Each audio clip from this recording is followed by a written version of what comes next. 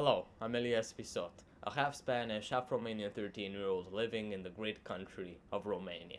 And I have an irreparable need to feel pretty much anything. From sadness to happiness, from despair to triumph, from guilt to a lack of guilt, whatever you call it.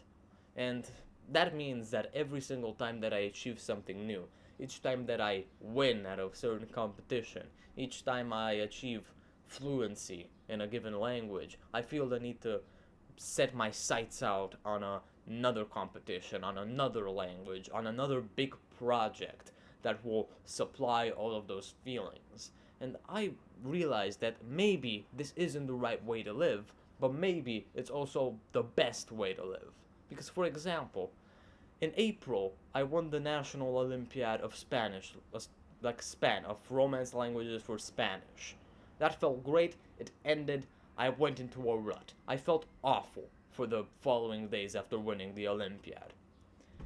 But then, when I got the idea of next year participating in the English Olympiad, then all of those like reactions, all of these like chemical reactions in my body that made me feel good, that made me feel as if I had a meaning in my life, like went in, like actually got into like motion again, simply because, sorry, simply because I just set my sights out on something similar, familiar, but also new. Like the exact same feeling replicated itself. It was literally the exact same feeling for the exact same thing, and all I had to do is to set my sights out on another goal. Maybe you shouldn't be like this, but maybe you should. What do I mean by that? Well, I mean by that because if you are actually like this, it means that you will never, never, ever be satisfied with anything. You won't be satisfied if you learn 50 languages. You won't be satisfied if you win 50 Olympiads. You'll always want more. And the poor man is always going to be the one that wants more. The rich man is the one who wants nothing. But it's also the most fulfilling, the most happiness bringing thing that you can do with your life. Setting out goals, like wanting to achieve that greatness, and once that greatness is achieved, going for something new, not stopping, always fulfilling something new, making a better person out of yourself, winning that competition, learning that language, programming that code, whatever, doing the thing that you want to do, that satisfies you, that makes you feel happy.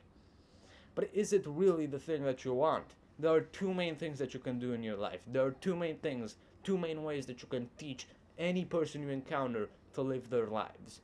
Do you want to either accomplish a lot of things and not be happy about their accomplishment, but only by the process? Like, be happy. Do you want to be happy by the. Do you want the infinite game to make you happy and the finite one to not make you happy? Once it ends, you go into depression basically. Well, once it's going, you literally get the best feeling of your life for months.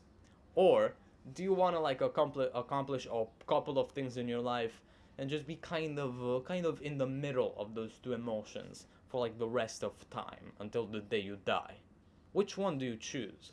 Because I think, personally, I think that I am the type of person that wants to achieve all of those things, not be extremely happy because of them, and keep achieving, keep eating away at like learning and languages and code and books and whatever, because that's what makes me the happiest.